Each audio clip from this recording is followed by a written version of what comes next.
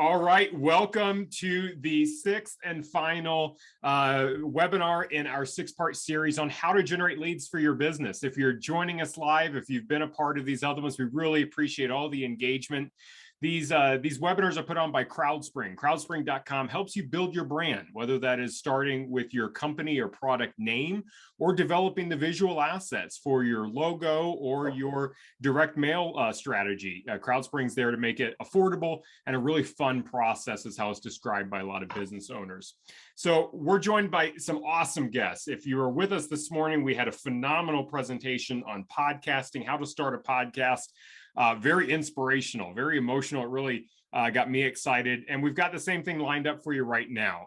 We've got a phenomenal presentation on direct mail from Keith at Modern Postcard. And, one of the things that, especially younger marketers and business owners, we jump right to the digital strategies, right? And we're missing this whole area of marketing, direct mail. It's Keith is here to tell us it's not dead, and here's how to generate that strategy. So Keith, thanks so much for being a part of this. Really appreciate you. Hey, thanks so much, Jason. I appreciate the intro. And it's funny that you would mention, that everybody jumps into digital and why would they do direct mail, especially given all the options. And that's kind of where I want to start out with today's presentation. And what we're going to go through today is basically a complete kind of process on starting out with why you would do direct mail, all the way through how to do it, and then basically how to look at the metrics at the end, the testing and the metrics portion. So we're going to cover pretty much what I call DM 101, everything in between, why would you do it, all the way to kind of proving it out at the end. So we'll walk through the entire process. And one of the things I get asked so often is, with all the different choices out there, digital, pay-per-click, social media, email, influencer, everything else, why would somebody still use direct mail? And the answer is actually pretty simple, because it works. Think about who the largest digital advertising company in the world is, and it's Google, bar none. I mean, they are it. They're number one when it comes to digital advertising. And if you own a business, everybody's gotten one of these mailers. It might not be this one, but how does Google advertise digital advertising? With direct mail, because they know businesses will actually respond to that. They get direct mail, they read it, and this is one of the ads. We did the direct mail for Google for years. They ended up going with a format that we weren't able to produce really well, but for years we were doing their direct mail, and we were sending out postcards to businesses all over the country promoting Google ads, AdWords, and they're still doing it today, because when you're getting new customers, you can't rely on search many times. You have to actually get in the door before somebody is searching for your product. So this is a great proactive way to do it. And most of the large digital advertising companies use direct mail to attract new business and consumer customers as well. So this is just one example. Email. Normally I would ask, I do this, by the way, this is a small subset of a live seminar that I do around the country. And normally I'll ask, how many of you are using email to communicate with your existing customers? And everybody raises their hand, as they should, because it's virtually free. You might have some deployment fees if you're mailing huge lists, but it's normally a penny, penny and a half, whatever. So it's virtually free to reach out and communicate with your own customers. So you should definitely do it. We use email extensively. We use it extensively to promote this seminar. But at the end of the day, what is your open rate? And we normally see open rates in that 15 to 30% range. And at 15 to 30%, that's a pretty good open rate. I mean, that's 15 to 30% of your 100,000 or 200,000 or 50 or 10,000, whatever it is, are actually opening your email. Here's the problem with that, and it's inverse mathematics. It means 70 to 85% have not opened the email and probably won't. You have a certain group, a preference group, that likes to read emails. So you will see the same 15 to 30% open each time. So every time you send out the list, the same 15 to 30% plus or minus maybe 2 or 3% are going to be opening those emails. The rest of them either don't get them, they go to a spam filter, they go to clutter, they whatever, they just don't open it, they don't have time, and they just get shift click deleted in a group delete. Which means you're leaving 70 to 85% of your customer base uncovered. And everybody is here today to learn about how are we getting new customers.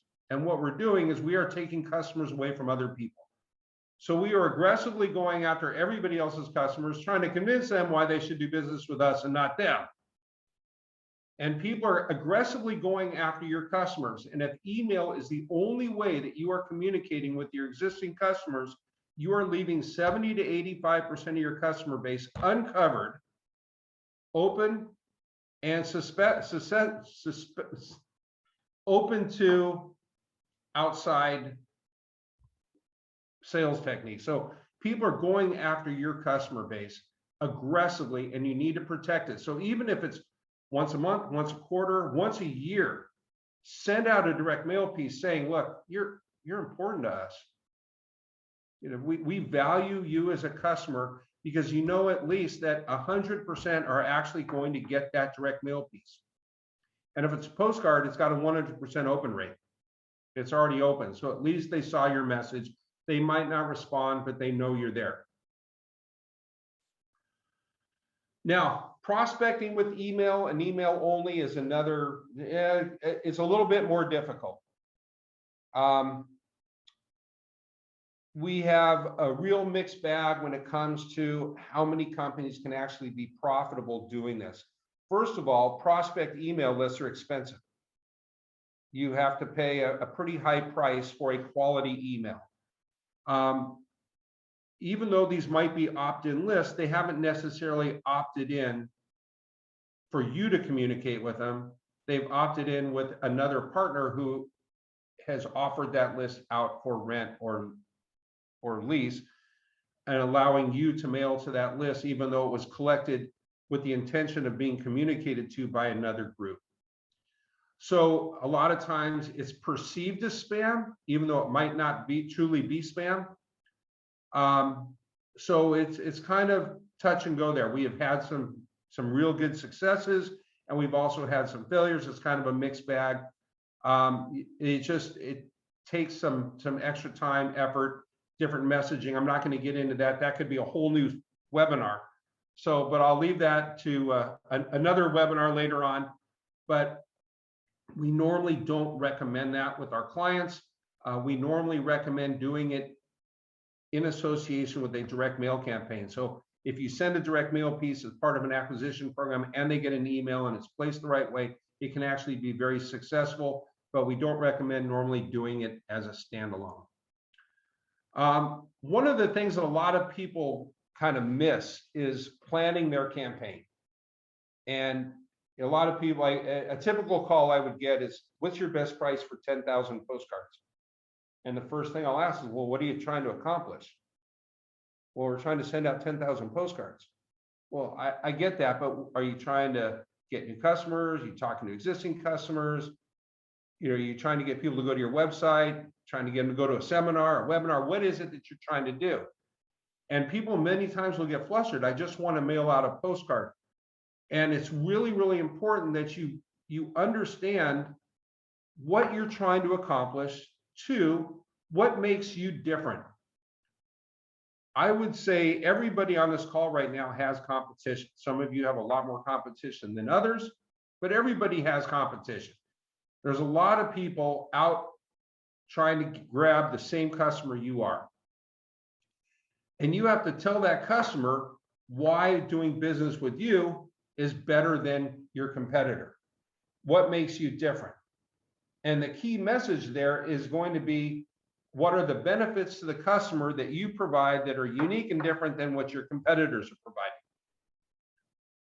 And this will go into the messaging and the mail piece. But this is something you need to really plan up front and say, this is what I want to do. This is how I want to do it and who I want to do it to. And these are the benefits to these people that I'm going to drive home as part of my message that's going to help me get their business. And it's really important to do this up front. There's a lot of different questions you need to kind of ask yourself about, what's your intended outcome? How are you going to communicate this internally to make sure you maximize the conversion rate? How are you going to align this with what you're doing on your website? All these things need to be thought out. And I can't tell you how many times I talk to clients that haven't thought this all the way through, get to the point where they're doing the campaign and they're scrambling to try to maximize their conversion rate because they weren't prepared and they weren't ready. The other big thing is profitability. And the way that we normally look at this is we're providing you a customer.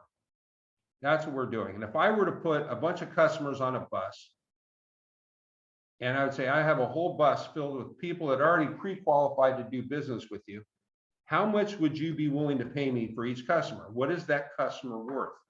What are you willing to pay for a customer acquisition, the CAG, customer acquisition cost? And it's actually a pretty easy formula.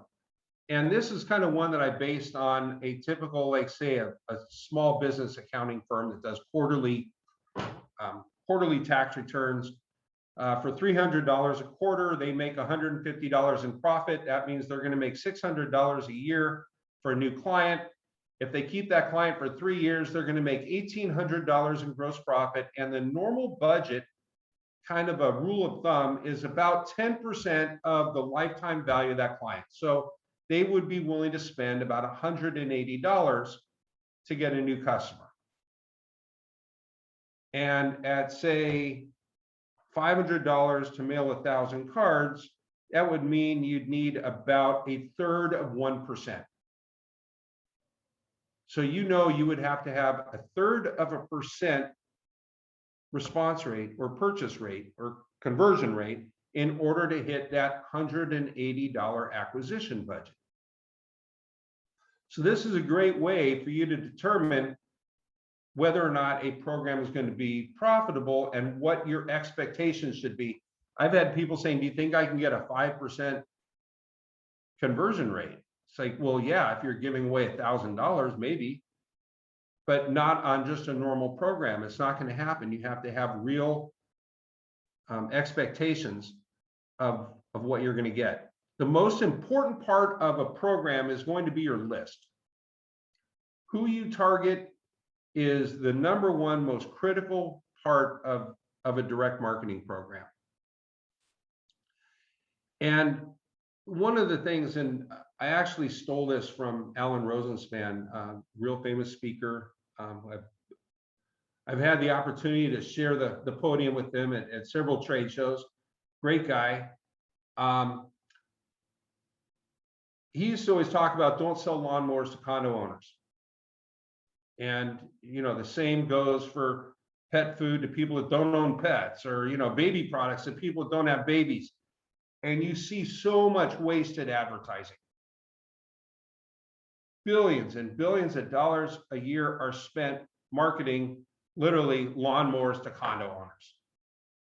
And you really need to focus on who are the people that are most likely to buy your product. So one of your best lists is going to be your house list. This is your own customer base, prospects, leads that you've actually built into your internal data files. So one of the best things to do is analyze your existing house file to give you a better understanding of your customer base. So who are your customers? Who are your best customers? You can then use that data when you're selecting an acquisition list. So find out who your customers really look like. And here's just an example of a slide. This is something we actually do for free. And I'll have my email up later. If you want to send me an email, we can do a profile for you with 13 different types of data. So it's 13 different selects. This is income. There's also age, home ownership, presence of children, type of job, type of credit, investments, all that kind of stuff. It's where you can get a profile of what your customers look like, and then what the available prospects would be that would help you fit that criteria. So here it will show kind of this is by different bands of income bands. So it shows you that most of your customers here are coming high income, $250,000 plus. And then you have different breakdowns. And it kind of gives you an idea of where your customers are coming from and areas that you should spend your advertising dollars and areas you shouldn't. Then you can have data appended. So now you can start to create different versions of mail pieces or different types of advertising or different combinations of advertising, where you might have older groups that are more apt to respond to direct mail, but not digital, and younger groups that might be more apt to respond to digital, but not so much direct mail. Although we have found that the younger generations are actually performing extremely well with direct mail because it's considered kind of retro. And they're actually responding great. We've had a lot of digital only companies that have launched with direct mail. A good example is DoorDash. When DoorDash first started, they were almost exclusively direct mail. And it was their best form of advertising. We had that contract for 2 years before they went public. Here, Keith, look, while you're on this slide and that previous one that you just had, Rhonda asked a question about how you're analyzing the data and what tools you're using. So, and to expand on that question a little bit more, are these, so what we do, are you taking our clients and we're providing them to you and you're telling us a little bit more information about yes. each of them? So what we do is we take your clients and then we use a system of the 3 of the top compiled data files. So there's very large companies like Axiom, Experian, Equifax, companies like that. And we use a combination of all those files together and then analyze your data in comparison to all the different fields of information that are embedded in those files. So that's how we put together the profiles as well as appending data. So we can take your file, fill in all the missing pieces. So say you have name and address, we can say, okay, this is their revenue, whether they own a home or not, do they have children, what are the ages of their children, what kind of cars do they own, do they have pets, do they own, do they rent, all that information, home values. That way you can start to figure out who you want to market to and what are going to be your best customers. So when you look at your best customers and you see certain things built into those files, where it allows you to really understand who your best customers are and then market to those people. Does it matter how large that list size is? Rhonda mentioned she has a list size of 500. Is that normally 500 is the minimum? Okay. Now we have to have 500 good records, so probably 700 or 800 because we're not going to match everything. So we normally like to look at least 700, 800 pieces or records in a file. Perfect. And you said complete information, which kind of goes to Stan's question about, the company might not have all of the records just yet. We can talk later on about maybe ways to acquire those. But if you have incomplete data, are you able to fill that in? Yes, that's what that last one does. But we do have to have the address. Now, if you have email, that would be my next slide. If you have email, we can append postal to that. And if you have postal, we can append email. So that's real powerful. If you collected just an email file and you want to be able to touch those people, we can now do that. Now, we're normally going to get about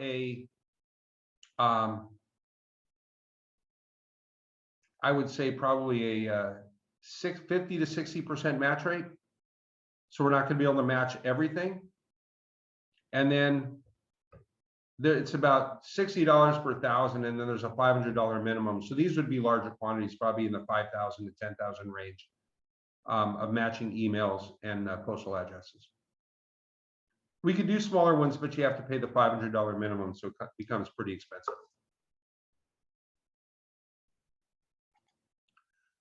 Now, the key to prospecting is once you have all this information on your customers, it makes it a lot easier to go out and find people that look just like your best customers. So there's 4 different categories of data. You have consumer data, which is every household in the country. Companies like I mentioned before, Axiom, Equifax, Experian, all the companies you've heard about for years, they're the ones that compile all this data. There's thousands of fields of information. If you can imagine it, they have the data. Then there's compiled business files like Dun & Bradstreet, Business Data USA, Info Group, that have managed all of the files for all the businesses. And they have information like how many employees, what type of business, what the revenues are. Do you own your own building? Are they renting a building? Are they a franchise? Are they part of a corporate group? All that information. Then there's occupant. We've seen that too, resident occupant data, where it says to the resident at, or to the occupant at. You just hit every household. And then there's specialty data, and that's all the specialty files, like subscriber lists and members of groups, associations, actual specific purchase lists, people that have purchased specific products, are members of different groups, different associations. All that information is all out there as well. Some of the additional consumer files, and these are really powerful, are new mover, new homeowner files. So when you move into a new location, think about all the products you're going to buy and all the relationships you're going to make that could last years. So you're going to pick a new grocery store, a liquor store, a Pilates studio, new restaurants, dry cleaner, cable,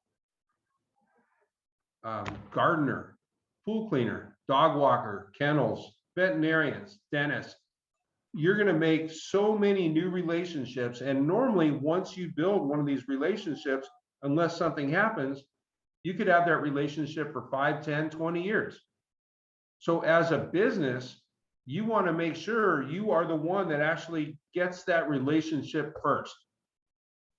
So you can mail to people with 30 to 90 day recency. We actually have weekly lists available now. So you can actually mail out on a weekly basis to all the people that have moved into your neighborhood or into a certain city or town or whatever. And we do a lot of these are national programs for us, where we target high wealth neighborhoods and target only the people that have just moved in the last 30 days. We also have birthday programs where you can identify births or adults by birthday month, and then the adults by their child's birthday month. So we do this a lot for amusement parks and organizations like that want to drive people for their birthday clubs and to bring people in for birthday parties and things like that. And we'll send the parents a card saying, hey, for your kid's birthday this year, instead of just bringing them to Magic Mountain or Six Flags, why don't you do a birthday party, and we'll let you come free, meet with one of our birthday consultants, and we'll give you a free lunch and talk about your child's birthday. So these are some great files that are available on a regular basis.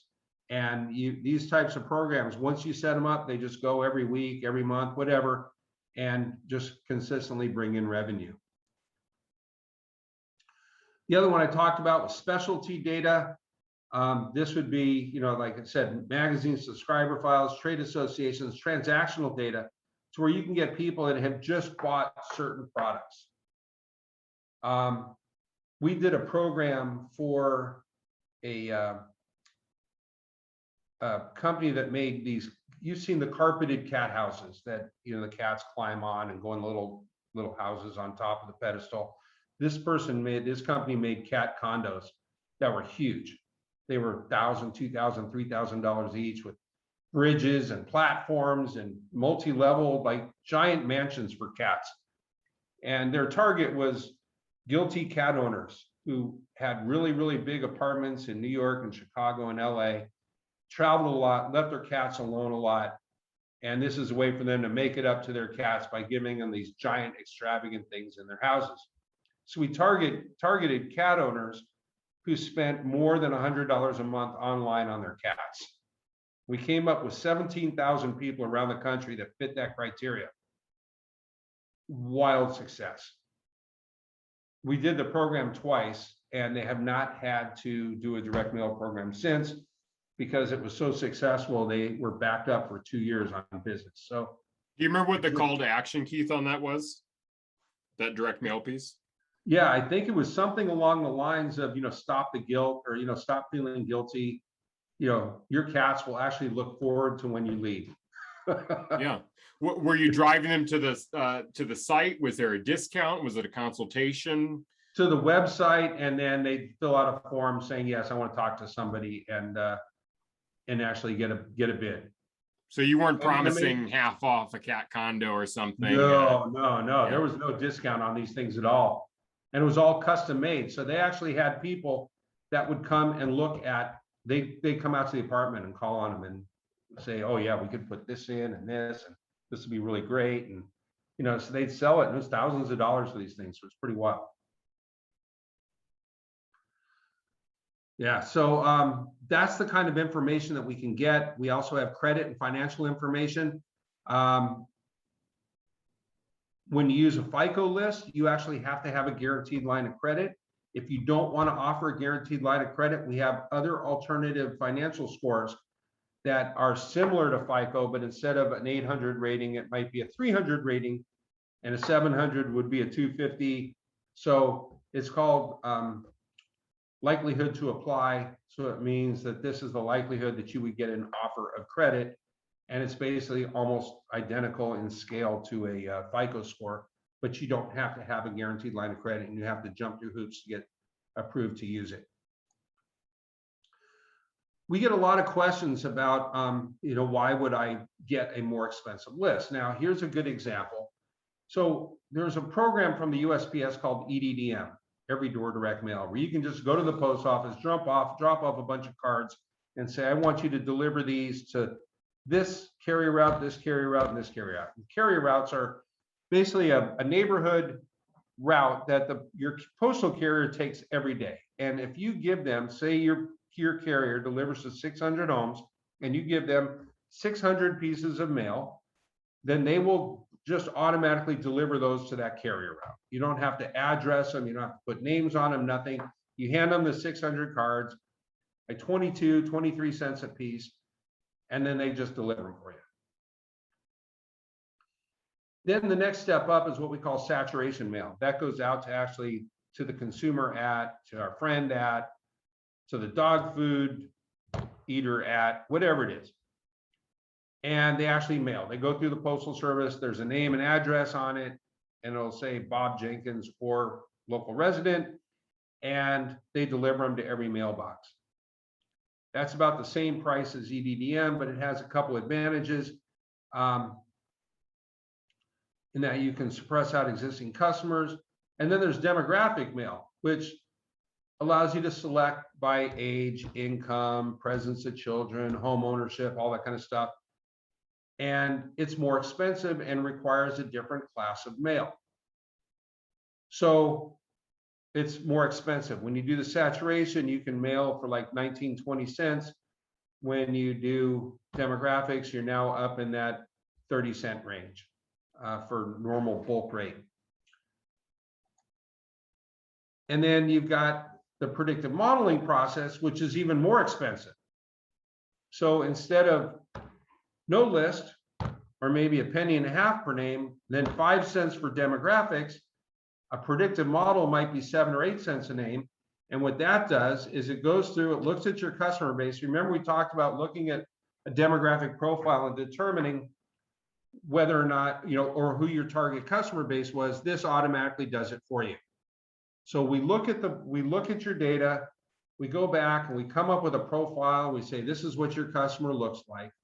And then we do a predictive model saying, let's do a comparative analysis between your database and somebody who's never bought your product, and see what some additional key differentiating fields would be. And one of those, the reason I put that here, interest in cooking. This actually came from a top fashion brand that when we first talked to the VP of marketing, he said his clients were basically trust fund kids in their 20s, early 30s, drove exotic sports cars, flew around in private jets, did bottle service at nightclubs, and bought his clothing. Well, it turns out that 15 years later, they were middle-aged and they were interested in cooking, and they bought luxury crossovers and luxury SUVs, and they had 1.7 kids and 1.4 dogs, and they lived in suburban neighborhoods. And, you know, they were going to concerts, but they weren't going to nightclubs anymore. So they had changed, but they were still buying clothes, and they were actually spending more on clothes than the kids were.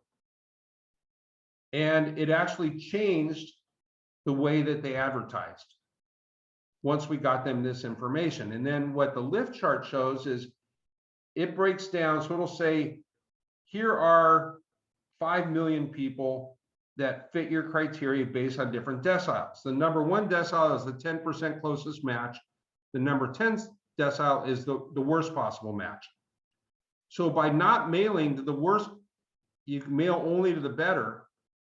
Say you take those 5 million and you pull out just 1 million, and that's decile 1 and 2, you will see a 400% lift and a 250% lift by mailing to those 2 deciles versus mailing to everybody.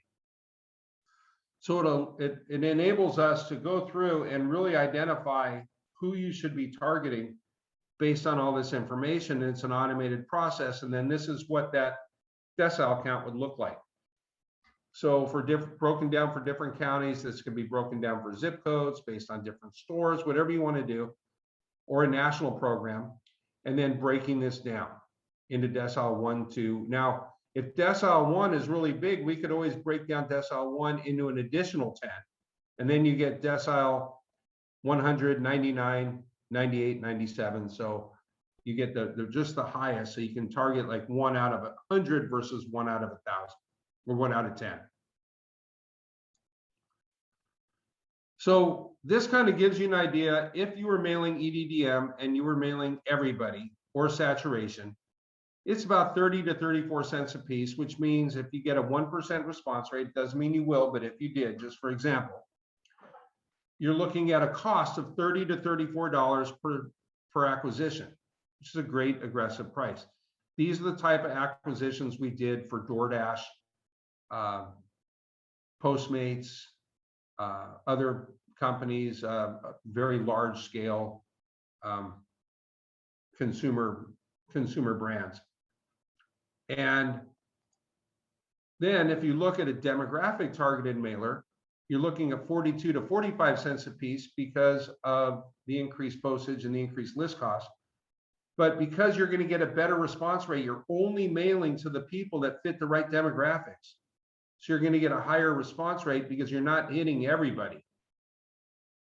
So if you're getting a 1.6% response rate, you basically are targeting prospects for 40 cents each instead of 90 cents because you have to hit 3 households to find that one. You might as well just mail to the one.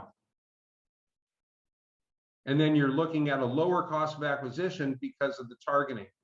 Then if we moved up to predictive model, now you're looking at 45 to 49 cents a piece, but your CPA drops even more because you're increasing the response rate. So it can get down to that $23 to $26 level and cut your costs even more. And now if you're only mailing to 10% of the households, it would have cost you $3 to just identify that one household. You're much better paying 46 cents than the $3 to deliver to 10 households to just find that one. And I can't tell you how many times I have to have this conversation with people because they say, well, it's so much cheaper per piece for me to mail to everybody. Wouldn't I be better off just doing that? No, you pay more and just get that unique message into the house that can actually buy.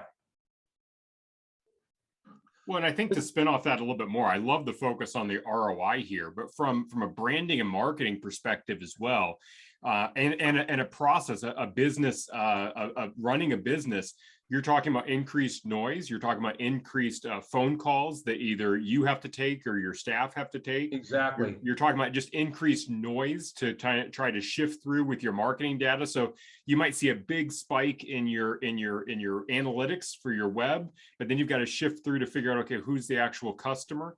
And then depending on what brand, so if you clean, if you're a carpet cleaner, then pretty much, yeah, mailing to anybody that has a house, there might not be a problem with that. But if you sell a luxury item, like you were talking about some of these folks, if you're Gucci or somebody like this, if the wrong person gets that in the mail, they start to now have a tarnished vision of that brand. Wait a minute, because they know they shouldn't be getting it, right? I shouldn't be getting this Gucci mail. What's going on with the Gucci brand, right? What's going on with Tiffany and Company? Why am I getting this? Are they becoming a discount store? You're devaluing the brand. So there's a lot to think about. I love how you focused on the ROI. I think that's very essential, but there's a branding, marketing, and operations aspect to this as well. Oh yeah. Yeah. It makes sense all across the board. So now I'm going to talk a little bit about the mail piece, design, frequency, that type of thing.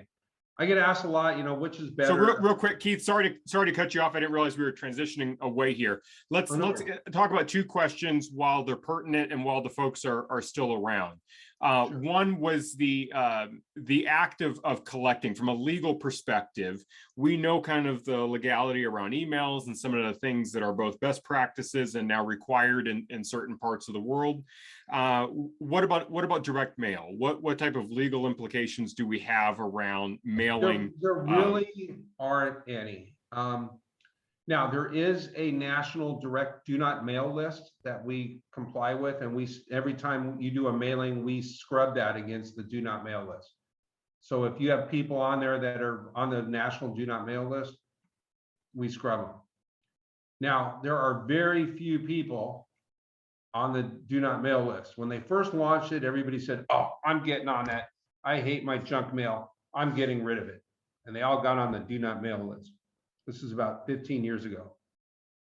About 3 months later, they stopped getting their direct mail, and they're saying, like, I didn't want to stop getting the catalogs. I kind of like the Chico catalog or whatever. I want it back. And you can't just say, I do want direct mail from this person, but not direct mail from that person. It's either you get direct mail or you don't get direct mail. So everybody went back on and reversed it and wanted their direct mail back. Now, they will call individual companies and say, can you please take me off your direct mail list? At which point you say, sure, no problem. And we get companies probably half the time when we mail, they'll send us their own personal do not mail list and say, could you please scrub any of our lists for these people so we don't want to mail them direct mail pieces. It's more of a moral obligation than a legal obligation at this point. So there really is no legal issue with mailing people. It's just more of a moral issue of if people don't want to get your mail piece, why would you want to torment them and make them submit to that? So you just basically run a do not mail list, submit it at the time of the mailing, and we'll suppress it.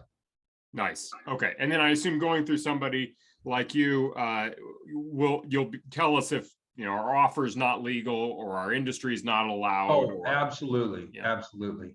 Especially when it comes to medical and HIPAA regulations, because everybody's liable for that. It's the actual mail house, the customer, everything is responsible when it comes to violation of HIPAA regulations. Yeah, we could probably add to that legal and accounting and business advice and financial planners. Yeah, absolutely.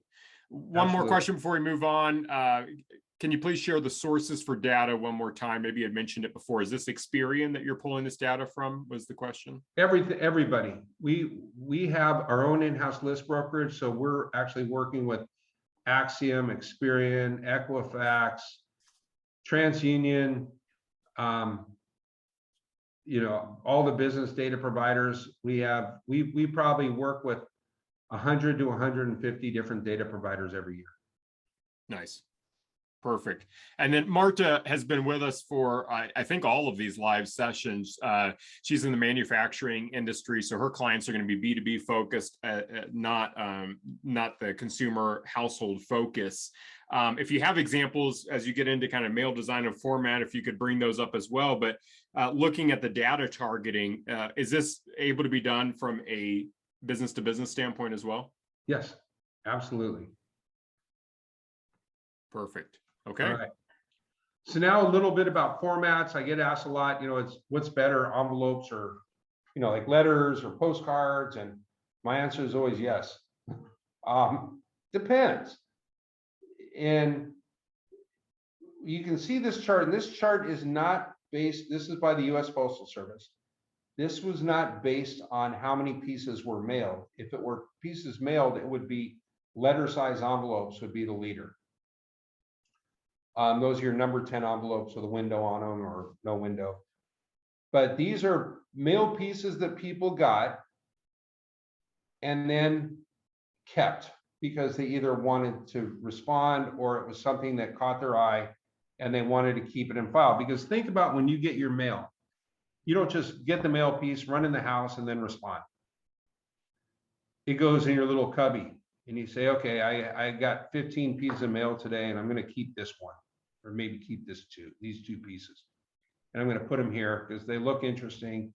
One's for the restaurant around the corner, and the other one is for golf, discount tee times. And so I'm going to stick it over here for later. You recycle the rest. And the next day, more stuff comes in, you stick it in your cubby. And it might go a week or so. And then one day you're looking at it while you're drinking your coffee on Saturday. You go, that's right. I'm going to call and see if I can get a tea time for next week. And maybe we'll go to this restaurant for dinner tomorrow night. But you don't act on it immediately. And then you're going to go through it and go, well, this sale's over. I won't use that card. And then you throw that away. But you're going to, it makes that first stop. Whether it's a business or a household, it makes that first stop. And no other advertising kind of has that stop where, digital, you respond there. It's very rare that we'll ever say, God, I wish I could have saved that display ad. We might save emails and put them in a folder, but direct mail is going to sit there on your counter or in your little cubby hole or on your desk in your inbox, whatever, and it's going to stay there until you take that next step. And postcards were the ones that were the easiest to store away, and people saw them and kept them. So that was the most popular format to keep or reply to. And then the second most was larger than letter size. So those are the big, like 10 by 12 envelopes, the 6 by 9 envelopes. Those stood out as well. And then it goes down to flyers and self-mailers, which are the trifolds, double and trifold postcards, or, the folded softer paper, the 100-pound. And then catalogs, and then newspapers and magazines, and then letter size envelopes. So very few people responded to letter size envelopes, but a majority of our mail is letter size envelopes because of credit card offers. They always put those into a letter size envelope. And you get a lot of property information and things like that. Anytime they try to make it look like it's serious business, it comes in a letter size envelope, the same in a B2B environment. So we normally recommend going with the more graphical formats. And the reason is not the cost. Many times a postcard, an oversized postcard, will cost more than a letter size envelope. But the reason is you've got a major generational shift taking place. The largest spenders are now Gen X. These are a very, very graphically oriented generation where they grew up on MTV, everything, they were the first users of the internet, and everything was imagery and graphics and everything else. And that was the first kind of generational graphics generation. They want information fast. And they've been making a strong transition over to these graphical formats. So we have a lot of people saying direct mail doesn't work with Gen Xers and then the younger Gen Y and millennials, but they keep on mailing the same old postcards. or the same old letters. And the letters aren't going to work. You have to go with something that captures their attention. So we've had a lot of success using very, very graphical formats. The other thing is, with the advent as search engines have pretty much taken over. I mean, it's like if you're sitting there having a conversation at dinner and somebody says, no, seriously, you think really that many people drive Lamborghinis? Well, let's Google it and see how many. I mean, it just becomes part of your conversation. Anything you're looking to find, you Google. Now, if you're going to buy a product, and say you've decided you're going to buy a new Honda, or you're going to get, you brought it up before, you've decided you're going to get your carpets cleaned. What do? You go online, you go carpet cleaning in wherever I live. And then you get a bunch of ads for people that do carpet cleaning, or you get a bunch of prices on Honda Accords. So once you've decided you're going to buy something, you're now an active buyer, and you're going to go look online and try to find the best price. We say we're looking for the best value, but really what that means is you're trying to find the best price. And look how much money we spend on search engine optimization, so that we can make sure that we get our share of the people that are looking to buy our product. So we spend millions, billions of dollars are spent in this country every year on SEO. So that way we come up high in the rankings, higher than our competitors, and there's a lot of work being done on our websites and the way they're structured, everything, just so that we come up better on the rankings. And what that does is it gets us new customers that are very, very price conscious,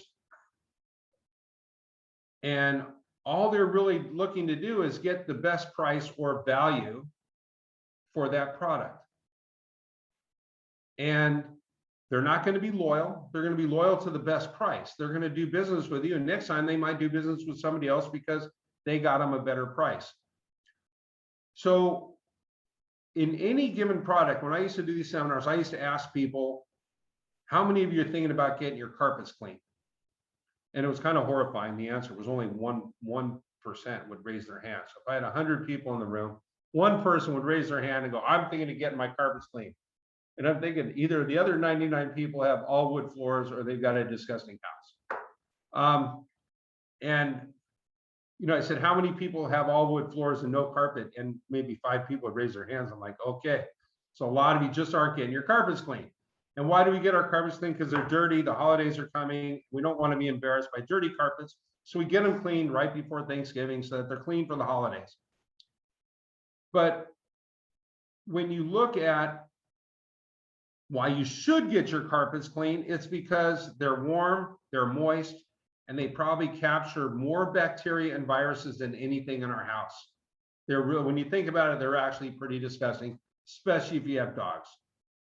Because they're coming in from the backyard with like stuff on their feet and goes right in the rug. And then we lay there with our kid and we play with our kid on the carpet in front of the fire right after the dog just ran through there. And this goes on for months and months and months until the carpet looks so dirty that we finally get it cleaned. And what's the typical ad like for a carpet cleaner? We'll do 5 rooms for $29. We'll do your whole house for $49. How many of us have actually ever gotten our whole house carpets cleaned for the price that was advertised online or on the ad? Never. By the time they get done, it's $400 because they go, your carpets are really dirty. Well, that's why we called you. And your rooms are bigger than 5x7, so that doesn't count as a room anymore. And you have stairs and you have hallways and you have dogs and you can see all these tracks around the house and there's mud everywhere and stains. By the time they get done, it's $400. And they desanitize it with steam and all this stuff. And you're upset, they're upset because you're upset, but you get it done anyways because you don't want to go through this again. You know they're all going to have the same approach. Now, say you got an ad in a postcard in the mail that said, did you know your carpet can harbor any of these sicknesses? Has anybody in your family been suffering from any of these symptoms? Of course, they'd probably say half of them are COVID symptoms, but odds are, yeah, somebody in your family has been suffering some of these symptoms, and they say it could be your carpet. Let us come out and test your carpet, and we'll let you know if we can find any bacteria viruses in your carpet. You go, yeah, it's free. They come out, they test it, and they go, oh yeah, look at this.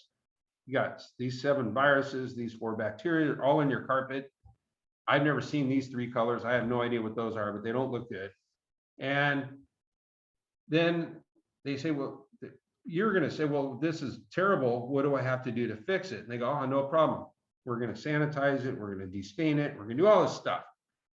What do you think it's going to cost? It's going to cost $400, and they're going to do the same exact thing that the last guy came out and did. But he came out under the pretense that he was going to do it for $59. This person came out with the pretense that they're going to keep your family from getting sick.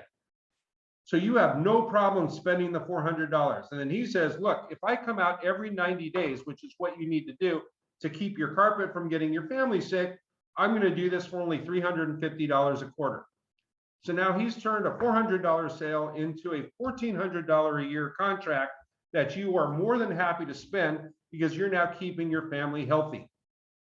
The way they did this was going after people that hadn't already decided they want to get their carpets clean. They hadn't thought about it. They weren't against it. But that's 80% of the public hasn't had their carpets cleaned. They just haven't thought about it yet. Think about how many products that would apply to. You're going to catch them before they've decided. And you do that by identifying pain points. So we're going to talk a little bit now about kind of the 4 components to a successful mail piece: the graphical treatment, the copy, the offer, and the call to action. Now, the image, you want to get attention and build relevancy. Now, Jason, you're from Cody, Wyoming. Yep. Would you look at this picture and say, wow, that's kind of cool? Nope, I don't have that water anywhere near me. But at least you look at that and we go, that's a huge wave. It captures your attention. You're not trying to sell your product. You're trying to capture somebody's attention. They're flipping through cards really fast. They're flipping through their mail. You want them to stop and go, what is this? And what would you think this would be an ad for? Flood insurance. Trip, wetsuit, life insurance, or maybe a mortgage. Ever feel like your home mortgage is like 60 tons of water ready to crush you and your family? We can help. Remember, all you're trying to do is get their attention. You're not trying to sell your product yet. You can't sell your product till they've actually looked at the card. Your life can be better again. It's easy, but we just created that pain point. Now we're going to fix the pain point. Your life can be better again. It's easy. Just call us, talk to one of our relief specialists. We'll get a free debt relief DVD that will help you get your life back on track. No obligation. Call 1-800 for Better Now. If we can't help you, we'll give you a $100 gift certificate from Bonds. So if somebody's in this situation, they have nothing to lose. They might as well call and see what they can do. And even if they can't help, they get this gift certificate anyways. And this is a very, very difficult industry. And, debt consolidation and debt restructuring with a lot of credibility issues. And very simply, we were able to create a card that generated a lot of calls. And by basically creating that pain point that everybody has, or that a lot of people have, and then basically offering that solution. The other thing we get asked a lot about is, how many, and one of the things I want to go back to is the pain point is being able to identify that pain point, like get people sick, and then going after those people with the solution. And it's really, really important that you then create the solution and get that call scheduled. We have had tremendous success with creating that pain point and fixing it using the benefits to the client, which is a clean carpet, but more importantly, a healthy family. And then a lot of times people ask, how often should I mail? And I'll tell them, well, as often as is profitable. And then, you know, they kind of get heartache over mailing to the same list over and over and over again. I said, well, look, if you're mailing to these 10,000 people and 0.5% respond, and you made really good money on that, only half, there's still 99.5% of the population that haven't bought yet. And these are people that are most likely to buy your product, so you should mail it again. And they mail it again, and it gets another 0.5%. Then it might get 0.75%. It might get 1%, and then it might start to wear off a little bit. And then you take a pause, wait for a while, and then mail it again. And these are the same people that might run an ad in the local newspaper every day, or every week in the sports section on the weekend, or in the local magazine, or, you know, whatever. And they pay for that ad over and over and over again. And yet when you're telling them they should mail a mail piece multiple times, they look at you like you're from another planet. And it's really, really critical that you stay in front of people. We've had companies that have their best response at 5, 6, 7 times after mailing. That's when they get their peak response, because you need to build that image, the message, and the familiarity with your product. And a lot of times it's building credibility that you're there. You've been there for 6 months. And Keith, you can pull your clients off this list, right? So if only a couple % respond and they become your clients, you can now pull them out so that you can. Oh yeah, you suppress those out. Absolutely. Now, has anybody not seen this card? Oh man, I look forward to every time these come. Yep.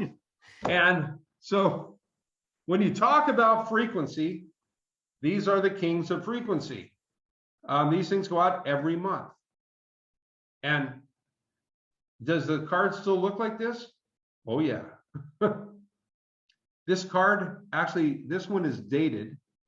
This is dated 2002. So next year, July 15th, this card will be 20 years old. This is when I started doing these seminars. And I thought, I'm putting this card on here. So I've kept the same card on there. And I've seen them test so many variations, but this is basically what the card looks like. It works. And if it didn't work, they would stop doing it.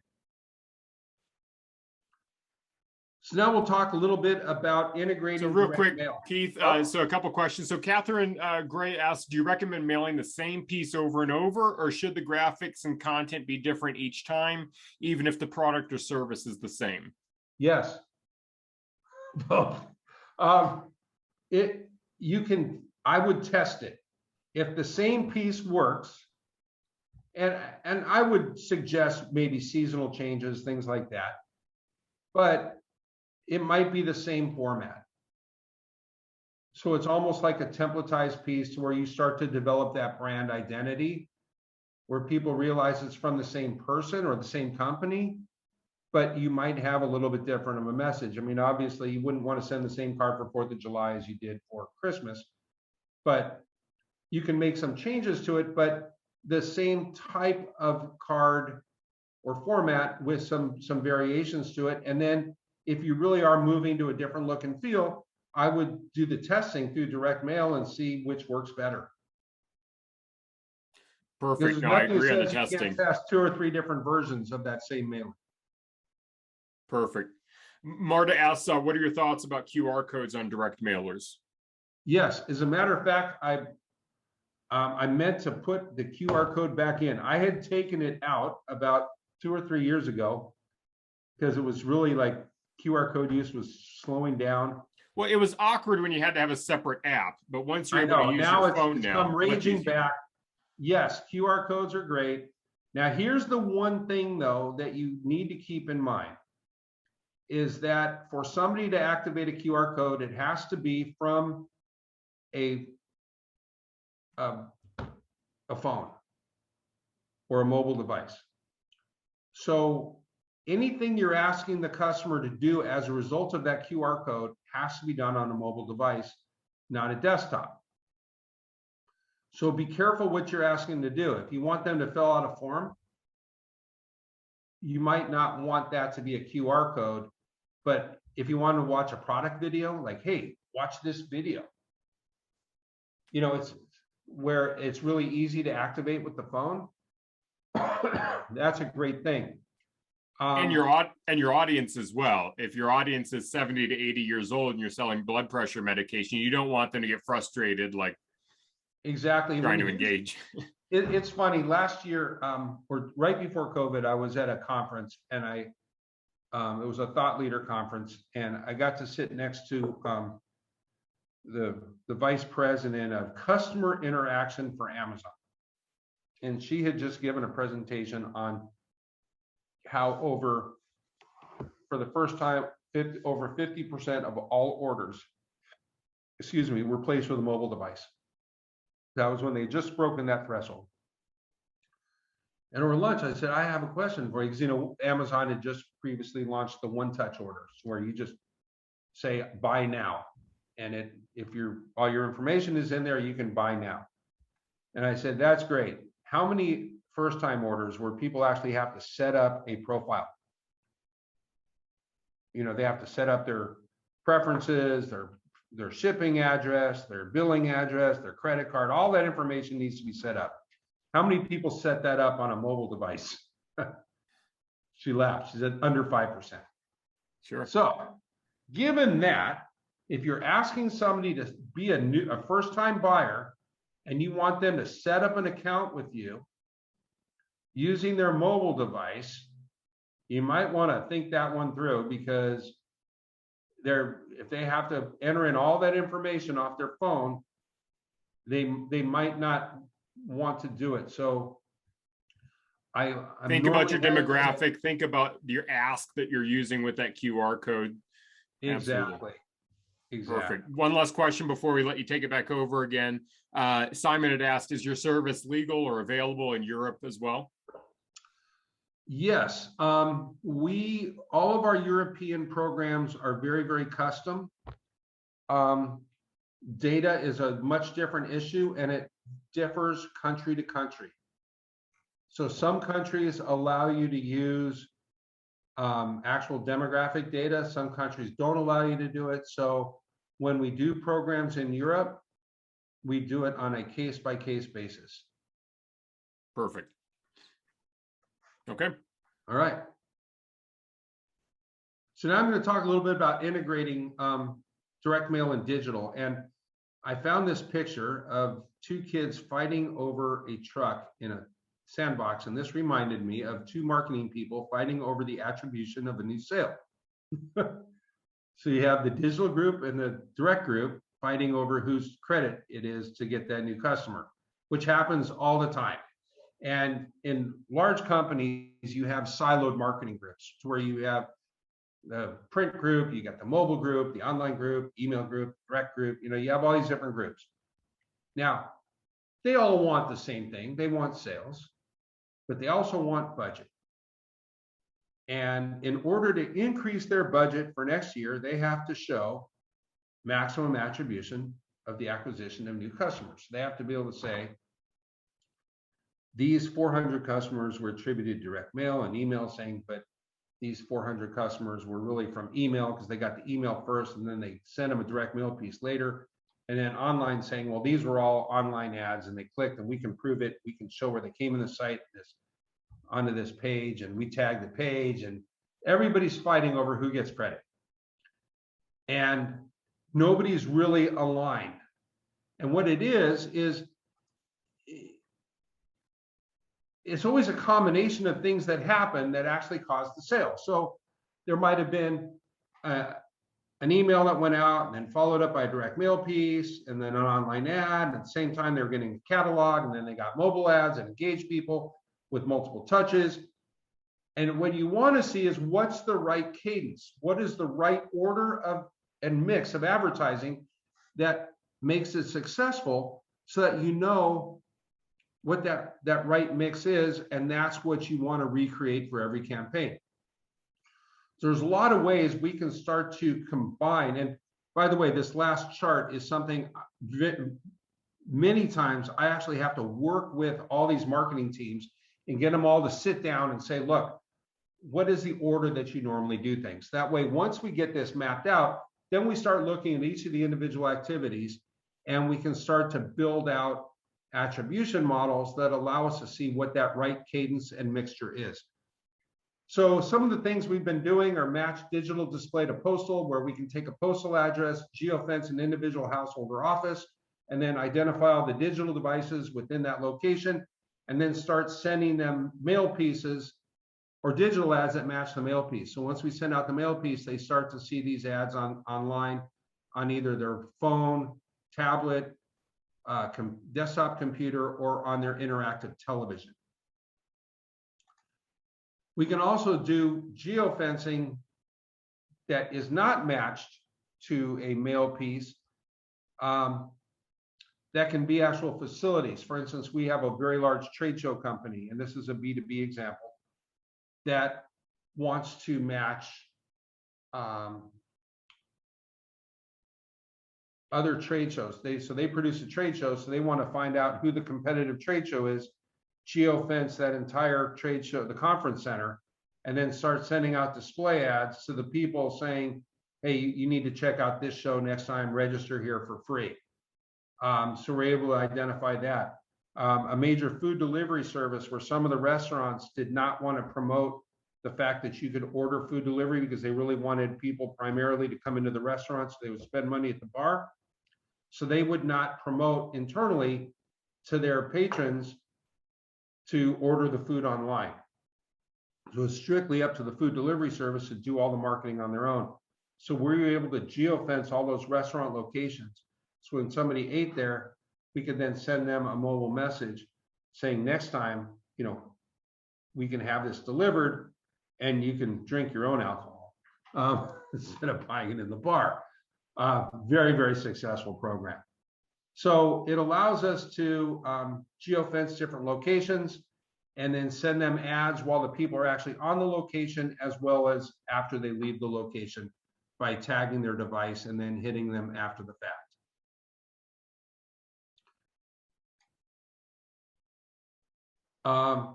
Oh, by the way, so we actually, when we first rolled this program out, we tested this at the Consumer Electronics Show, and we were exhibiting at the show, and we actually sent out almost, I think, 1.5 million ads during the show, in-app and just pushed online. But people were getting it saying, come find out how to, lower your customer acquisition cost, come to our booth, click here for directions. And when you clicked on the ad, we had just where they went to was the Google Maps. And what we gave was the lat long address down to like 1,000th of a degree of where our booth was. So regardless of where they were in the entire Consumer Electronics Show complex of all the different trade show halls, it would give them walking directions on how to get to our booth. And we had people from Google coming over saying, how did you do this? This is amazing. And we told them how easy it was. They were pretty blown away, but there's all kinds of really creative stuff you can do with this type of advertising. The other thing that we do a lot of now is postal retargeting. We're all familiar with digital retargeting. You go to somebody's website, they display a digital ad, and it drives you back to the site. And it's become almost an annoyance factor because we get so many ads. Every time you go to a site, you get 20 or 30 ads that are going to follow you. And it's this constant deluge of digital ads. We now can match the postal address of an anonymous web visitor and then send them a card the next day, driving them back. It gets away from all the clutter, away from all the noise. And we've seen a tremendous success with this program. And it's something that is very, very powerful. So basically a prospect visits the site. We use a combination of cookie and IP and device identification. We match it to the address. We send back the trigger, mails the next day, gets there within 2 to 5 days of the visit, and then offer could be tied to actually a specific page or product. These are some examples of retargeting cards. And then online reporting, to where you can see the cost of getting somebody back to the site, the cost of actually converting. You use a conversion URL where you say, if they go to this URL, the thank you page means they bought. How many people get that page? People that come back. We can actually track it all the way down to, if you get the card on Tuesday and you come back on Wednesday, it counts. But if you get the card on Tuesday and you come back on Monday before you got the card, it doesn't count. So, really accurate metrics. Some case studies. I know you guys are recording this, but it just goes through. I know we're running out of time, but these are just some case studies of different industries.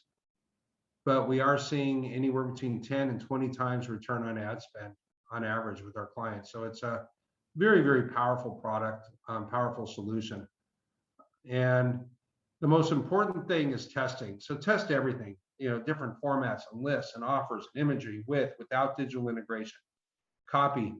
But the most important thing is don't just test the response rate or how many people come to the site. You really need to track it all the way through.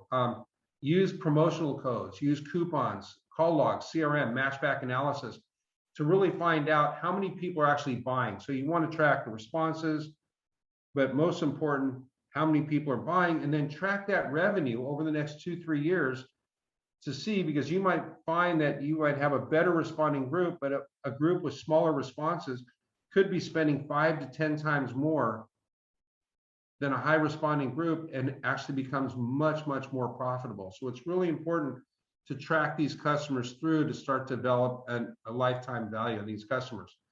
The easiest way to match back, or the most effective way on a direct mail campaign, is what we call a match back. So here's an example where here's the mailing list. On the right side is a mailing list. On the left side is a revenue list. So we know that David F. he spent $11,000. David Braman spent $99.47. Rob spent $93,000, and then Glenn spent $9,008. So we know that these people came off the mailing list, how much money they generated.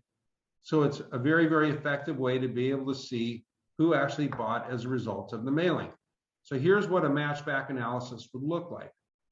So say we mailed 30,000 pieces, we got 336 responses. So that's a 1.087% response rate. Now, we also did a control group because we want to find out what's the incremental. So this was from a food delivery service. So they're doing all types of other advertising, digital, bus benches, bus banners, everything, outdoor advertising. And so we pulled a list, but didn't mail to it. And that's our control group. So they got 20 responses out of that. So they got a 0.32% response rate without doing any direct mail advertising, which means the actual incremental lift was 0.764. So the true response rate for direct mail was 0.764 by being able to extract out that control group. Now, when you're doing multi-level attribution, by using these control groups, you can say, okay, we're going to send email to 50% of them, and then we're going to send our digital advertising to 1/4. So it's half of the email group, and then we're going to do it to half of the non-email group too. So we're going to do these holdouts on the email, and by doing these multiple holdouts and then going back to that original schedule, we can actually do 30, 60, 90-day, 120-day matchback analysis using those control groups across each of the different media. It gets a little complex, but we can now effectively see what the right combination is and the right cadence is to start to develop these campaigns over a long-term process. So we can really see what we need to combine, how we need to combine it, and what's the right schedule to do. So in the future, the campaigns will keep learning and learning and learning and getting better and better and better over time.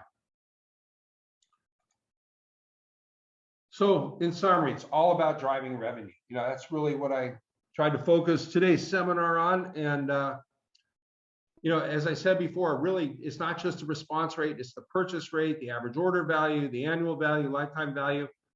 And you really need to track that all the way through. Just a little bit about Modern Postcard. Now I'll spend the next 30 seconds shamelessly promoting our company. We really are focused on helping make you more successful. We figured that is the key to our success. Is if our customers aren't successful, we die. So really everything we do is focused on helping make you successful. We have a excuse me, a beautiful facility in San Diego with all of our own internal services. We have our own internal list, data, graphic, printing services, mailing, everything, customer service. With COVID, our customer service and salespeople are kind of spread around now, but all of our production is still here. Even though we're called Modern Postcard, we do a very large variety of products. So we do catalogs, booklets, letters, everything, and then integrated digital and email as well.